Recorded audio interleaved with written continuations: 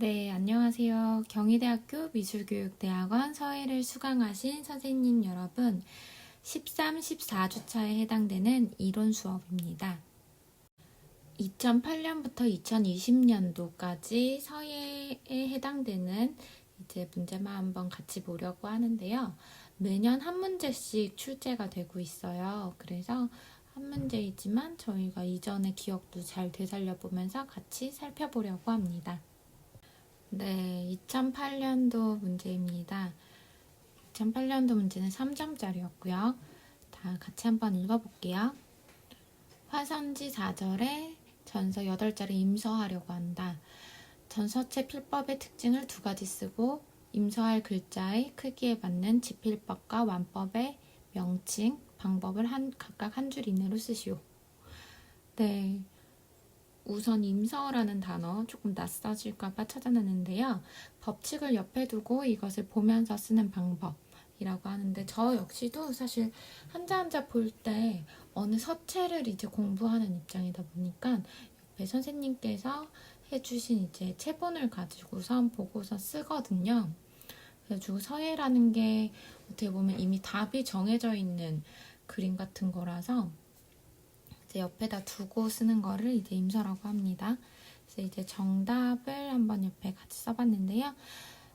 우리 다시 생각해보면 전서체는 각골문자를 기본으로 한 상형 문자에서 발전된 서체이죠. 웅장하고 엄격하고 바른 느낌입니다. 다시 한번 기억을 되살려보면요. 각골문 전예해 행초 기억나시죠? 그 중에 전서입니다. 지필법과 완법에 대해서 그 명칭, 그 방법에 대해서 쓰라고 했는데요. 이거는 지난 수업에 했었던 자료 또 다시 보면서 생각해 볼게요. 붓 잡는 방법에 대해서는 지난번에 자세히 한번 설명할 때도 얘기 드리기도 했고 오늘 이제 리딩 범위에도 속하는 내용인데요. 단구법, 쌍구법, 오지법이 있습니다. 이게 작은 글씨, 중간 글씨, 큰 글씨 순이어서 단, 쌍, 오 이렇게 한번 리마인드 해주시고요. 그래서 작은 글씨니까 붓대 아래쪽을 잡아야지 이제 쓰기 적합한 방법이고요. 쌍구법은 왼쪽의 그림처럼 붓대 중간을 잡아서 큰 글씨, 중간 글씨 쓰는데 알맞는 방법입니다. 그리고 오지법 같은 경우는 이제 더 위쪽을 잡는 큰 글씨 쓰는데 알맞는 건데요. 이제 위로 갈수록 큰 글씨를 쓸수록 더 이렇게 붓대가 많이 흔들리니까 더 많은 손가락을 잡아주는 거예요. 그래가지고 처음에는 이제 단구법은 2손가락, 쌍구법은 3손가락, 오지법은 4손가락을 붓대를 잡는 방법입니다. 팔의 자세 같은 경우는 침환법, 제완법, 현완법이 있는데요. 이것도 침, 제, 현 이 순서로 더 큰 글씨를 쓰는 거예요. 그래서 침환법 같은 경우는 작은 쓰기에 알맞는 방법으로 이제 좀 받치고 써야지 작은 글씨 쓸 수가 있잖아요. 그리고 제완법 같은 경우는 중간 글씨로 이제 오른 팔꿈치 정도는 붙여서 써도 되는 방법입니다. 근데 큰 글씨는 이제 어깨 겨드랑이 부분에 계란이 하나 들어간 것 같은 느낌으로 제가 들어달라고 얘기를 드렸죠. 그래가지고 이게 2세트씩 친구 같은 거예요. 그래서 침환법과 단구법, 제완법과 쌍구법, 현완법과 오지법 이 방법들이 서로 연결된다라는 거를 생각해 주시면 좋을 것 같습니다. 이게 좀 그림이 보기 어렵게 돼 있는데 이렇게 작은 글씨, 중간 글씨, 큰 글씨에 따른 붙잡는 방법과 자세가 다 다르다라는 거 알고 기억해 주시고 외워주시면 좋습니다. 한 줄 이내로 쓰는 거니까 간단하게만 기억하고 외워주시면 되는 것 같고요. 이렇게 2008년도는 지나가도록 하겠습니다. 다음 2009년도 풀이해드리면요. 가에서 마 한자 서체의 서법을 바르게 설명한 것을 보기에서 고른 것은 이라고 합니다. 우선은 가나다라가 뭐를 뜻하는지 어떤 글씨체인지를 확인해 보셔야 되는데요. 자, 가 같은 경우는 초서체죠. 왜냐면 못 알아볼 것 같은 약간 지렁이 같은 저런 글씨체면 이제 초서체를 뜻한다 라고 하고 이제 전서체 같은 경우는 이제 둥근둥근 형태에서 아직 그림 같은 느낌이 들면 전서체였잖아요. 그리고 이게 약간 긴 형태인 도 전서체였고, 그리고 해서체, 다는 해서체인 게 가장 정자체, 우리가 알고 있는 그런 한자의 전형이다라고 생각하는 게 해서체였고요. 해서체에서 좀 더 이어지듯이 글을 쓰는 게 행서체였죠.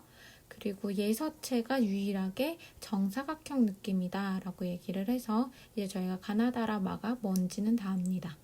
그럼 다시 이제 기역, 니은, 디귿, 리을, 미음을 보면은 오랜만에 낯선 단어들이 많이 나오거든요. 그래서 다시 한번 리마인드 해보고자 합니다. 서예에서 가장 중요한 건 제가 생각했을 땐 낯선 단어를 두려워하지 않는 게 시험에서 성공 전략이라고 생각하는데요. 용필법, 그 단어들이 좀 낯설 수 있어요. 그래서 중봉과 편봉 같은 경우는, 중봉은 사실 가장 기본이 되는 획이에요. 그래가지고 붓끝이 한쪽으로 치우치지 않고 점과 획의 중심을 지나도록 하는 필법이고요.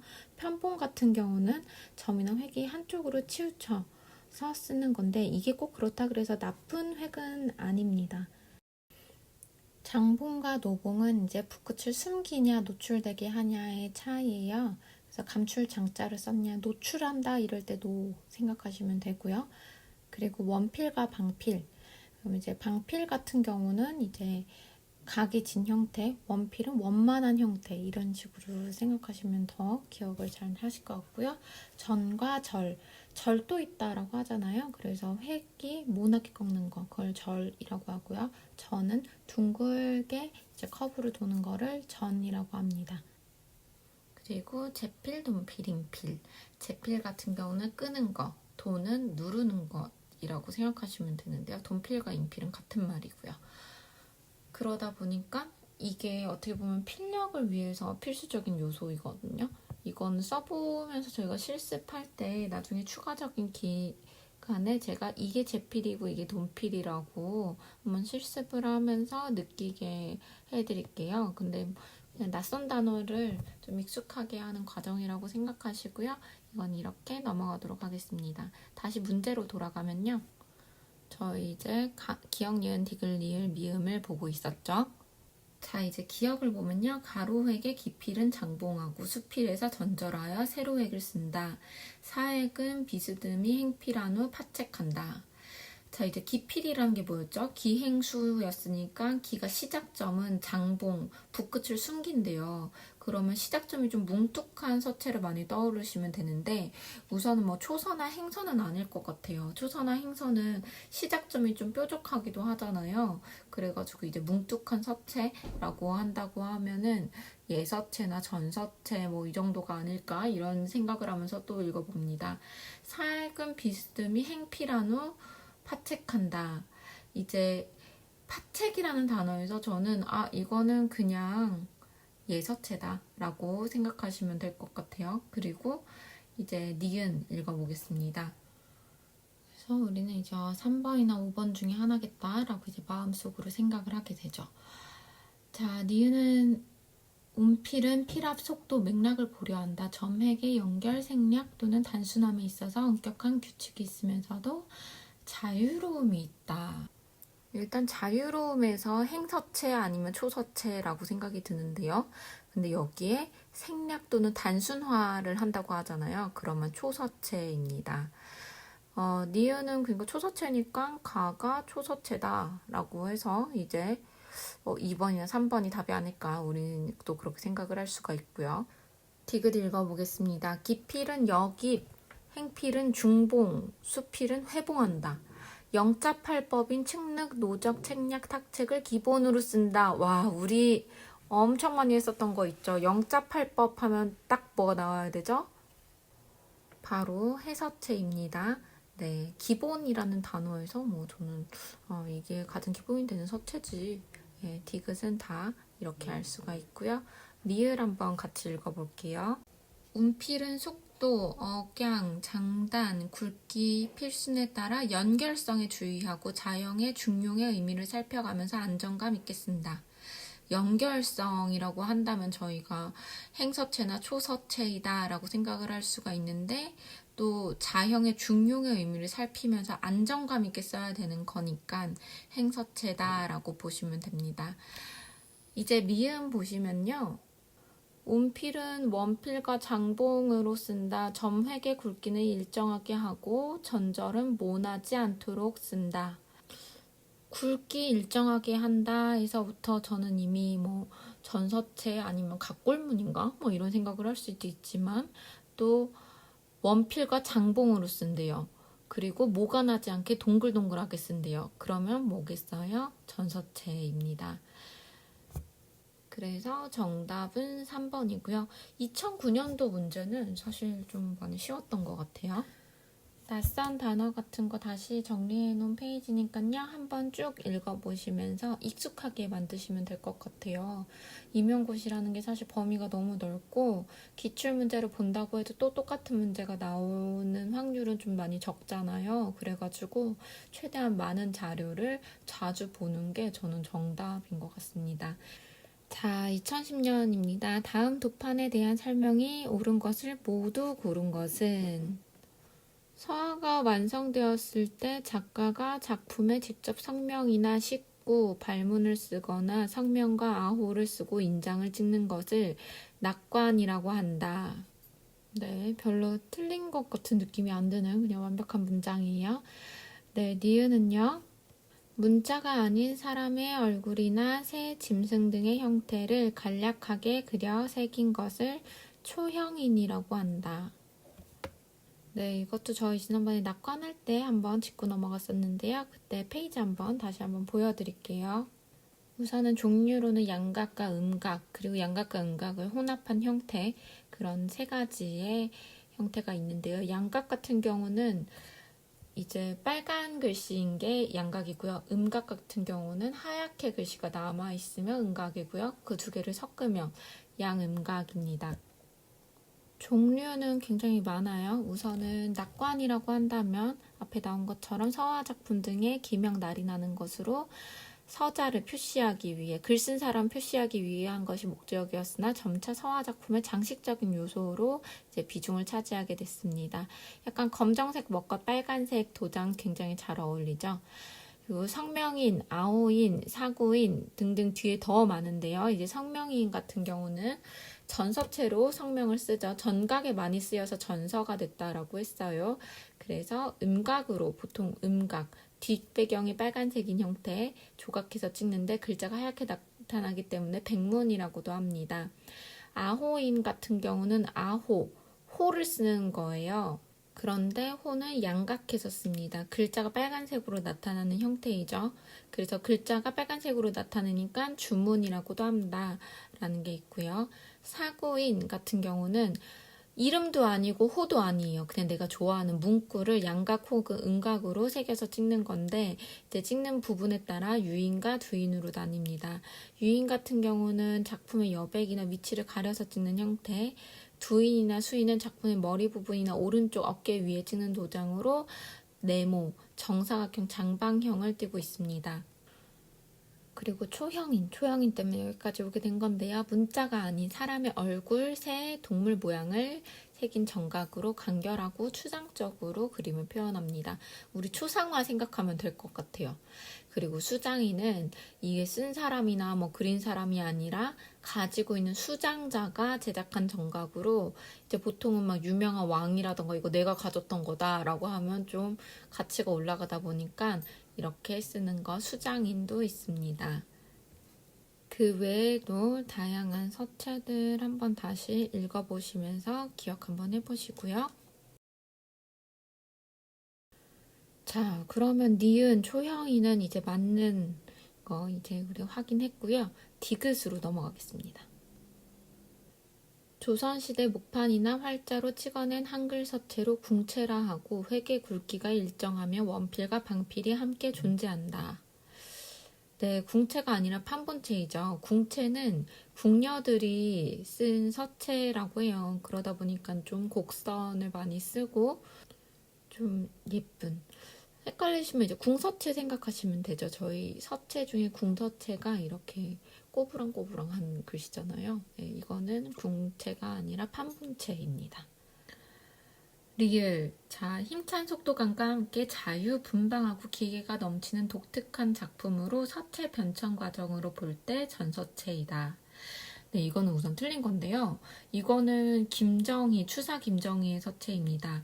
추사 김정희는 아무래도 제가 생각했을 때는 앞으로도 또 나올 수 있는 되게 단골 손님이에요. 왜냐하면 아무래도 국가고시이다 보니까 이왕이면 우리나라의 글씨를 시험 문제로 내지 않을까라는 그런 생각을 하고요. 이거는 좀 저는 그런 것도 있는 것 같아요. 시험 문제에 소주병이나 맥주병 안 나오는 거 아시죠? 네, 막상 연습은 많이 해도 시험 문제 잘 안 나오는 것처럼 막상 이제 출제자가 되면은 그런 거를 또 신경 안 쓸 수가 없어요. 이왕이면 두 문제 중에 뭐 낼까라고 했을 때 이왕이면 한국의 이야기를 내야지라는 마음이 아무래도 좀 기울일 수밖에 없고 이왕 좀 더 교육적인 내용을 좀 더 시험 문제에 담아야지 하는 게 어쩔 수 없는 출제자의 마음이거든요. 그래서 추사 김정희의 서체라던가 각종 한글 서체들은 꼭 시험 보시기 전에 눈으로 익숙하게 보시는 것을 추천드립니다.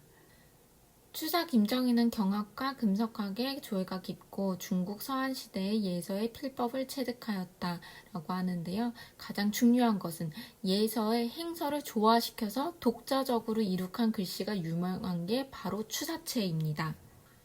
그런데 이 글씨를 보면은 예서에다 행서를 조화시킨 게 추사체라고 하는데 이제 행서 같은 경우는 좀 이어짐이 보여야 되잖아요. 근데 이건 이어짐이 있는 게 아니고 정사각에 가까운 약간 통통한 형태이다 보니까 전서체가 아니라 예서체라고 하는 게 맞습니다. 네, 이제 미음으로 넘어가서 보겠습니다. 정각을 할 때 도장을 새기기 전 단계로 글자를 배열하는 방식이며 자법이라고 한다. 저희 자장도법이라고 제가 얘기했었는데요. 그때 한번 다시 기억하기 위해서 한번 그 페이지 다시 볼게요. 네, 자장도법 굉장히 쉽습니다. 우선은 전서체가 정각에 새기기 위한 서체이기 때문에 전서체라고 했잖아요. 근데 우리가 옛날 사람이 아니니까 우선은 서법 자전을 보면서 아, 나는 물숫자를 새기고 싶은데 옛날에 전서체는 이렇게 생겼구나를 찾아야겠죠. 그렇게 찾는 과정이 이제 자법입니다. 장법은요, 이제 이걸 어떻게 뭐 C자 형태로 돌릴 것이냐, N자 형태로 돌릴 것이냐, 위치 배열이라던가 순서 같은 거, 이제 조화롭게 배열하고 구성하는 거를 장법이라고 하고요. 도법은 이제 칼 도자를 새기기 때문에 이제 칼로 이렇게 새기는 그런 방법을 도법이라고 해요. 그럼 다시 문제로 돌아가서 보면요. 그럼 여기서는 자법이 아니라 장법으로 하는 게 맞겠죠. 그럼 자, 답을 찾아보자면 결국은 기역과 니은만이 맞다 보니까 이제 1번이 정답입니다. 저희 여기서 한번 퀴즈 한번 나갈게요. 제가 사실 이렇게 수업을 진행하다 보면 퀴즈를 내는 거를 또 깜빡깜빡합니다. 제가 아까 리을 설명하면서 얘기 드렸었는데요. 추사 김정희는 무슨 체와 무슨 체를 조화시켜서 독자적으로 이룩한 글씨가 바로 추사체일까요? 답변은 퀴즈란에다가 써주시면 됩니다. 첫 번째 질문 나갔습니다. 2011년도 문제입니다. 서희에 대한 설명으로 옳은 것은 1번 행서와 초서는 예서를 빨리 쓰기 위해 점과 획을 단순화시킨 서체로 한 대에 사용했다. 행서랑 초서의 내용이 좀 섞인 것 같아요. 우선은 점과 획을 단순화시킨 서체는 이제 초서이고요. 예서를 빨리 쓰기 위해 한 거는 행서이죠. 네, 1번 틀렸습니다. 2번으로 넘어갈게요. 훈민정음 해례본에서 사용된 판본체는 최초의 한글 서체이다. 처음에는 방필이었으나 후에는 원필로 바뀌었다. 네, 이거는 순서가 바뀌어서요. 처음에는 원필이었는데 후에는 방필로 바뀌게 됩니다. 이제 우선은 판본체에 대해서 설명을 좀 해드리면요. 판본체의 또 다른 말로는 고체 혹은 정음체라고도 합니다. 고체는 옛고자를 써서 오래된 글씨체를 뜻하고요. 정음체 같은 경우는 훈민정음을 본받아 쓴 글씨다 해서 훈민정음에 정음을 써서 정음체라고도 하는데요. 처음에 창제했을 때는 이거를 원필법으로 표현을 했다가 이후에 용비어천과 월인청각지국 등에서는 방필로 필사돼서 판각되었다라고 합니다. 원 다음에 방으로 기억하시면 될 것 같습니다. 그래서 판본체를 흔히 원필본과 방필본으로 분류하고 있습니다.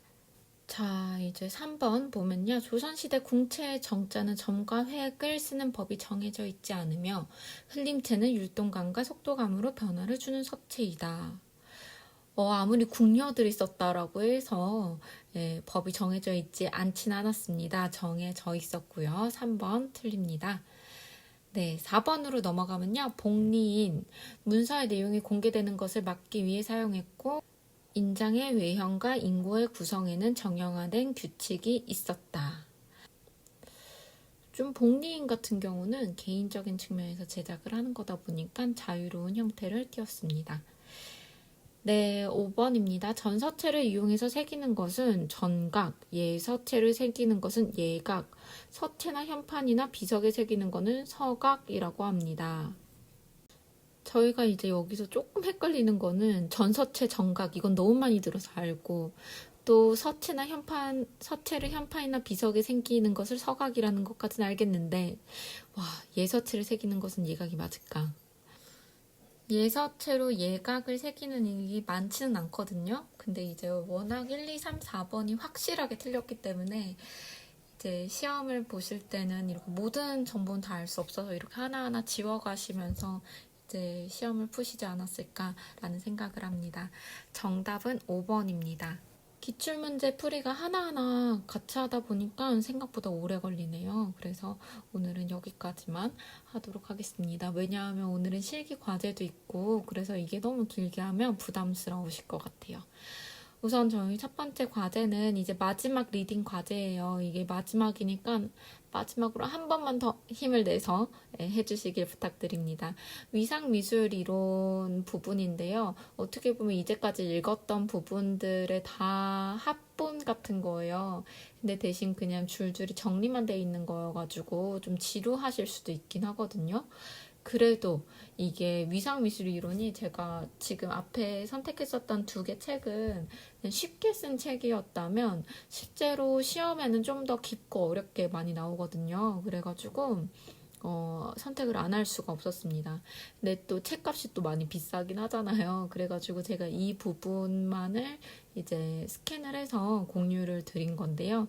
이거를 외부 유출하시면 절대 안 되시고요. 그리고 있으신 분들은 이제 성의 부분을 선택을 하셔가지고 이제 읽으시면 됩니다. 그러고선 이제 거기에서 본인이 많이 생각나는 부분을 발췌해가지고 수업 시연하듯이 이제 이제까지 해주시던 것처럼 발표 2분 해주시면 됩니다. 그리고 저희 단답형으로 나갔던 퀴즈 정답 이제 써주시면 되고요.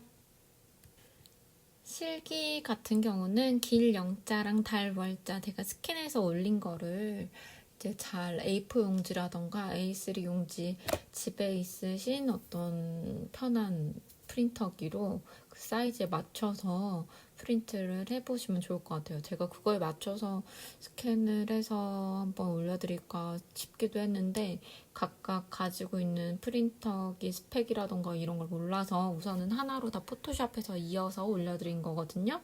그거를 이제 이어서 붙이셔가지고 대구선 이제 3장 써보시고 그리고 3장은 이제 영상을 보면서 아 여기서 붓이 회전하는구나 이런 거를 하면서 이제 첫 번째 3장은 디자인에 신경 쓰는 거고요.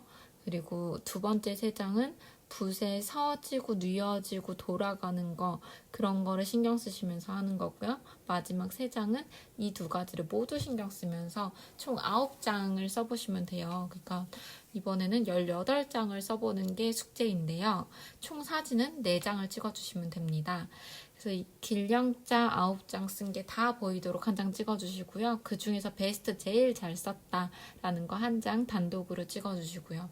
달월자도 마찬가지로 9장이 다 보이도록 한 장 찍어주시고 한 장 제일 잘 쓴 거 단독으로 보이도록 찍어주시면 됩니다.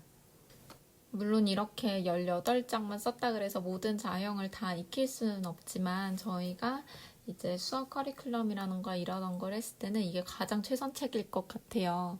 그래가지고 힘드시겠지만 마지막 조금만 더 힘내셔가지고 과제하는 시간 충분히 드리고 있으니까요. 미리미리 준비하셔가지고 과제 이번에도 잘 부탁드립니다. 이번에도 강의 들으시느라 굉장히 고생했습니다. 벌써 에어컨이나 선풍기를 틀어야 되는 더운 날씨가 찾아왔는데요. 조금만 더 힘내서 이제 과제 하시면서 이번 학기를 잘 마무리해 보시면 좋을 것 같고요. 그리고 코로나19가 다시 또 시작이 된다고 해요. 그러니까 외출하시거나 들어오실 때 개인 위생 철저히 하시고요. 과제 하시다가 모르시는 부분이라던가 막막하시면 지금처럼 저에게 이메일이라던가 뭐 핸드폰으로 이제 편하게 연락 주시면 됩니다. 네, 잘 부탁드립니다. 고생하셨어요.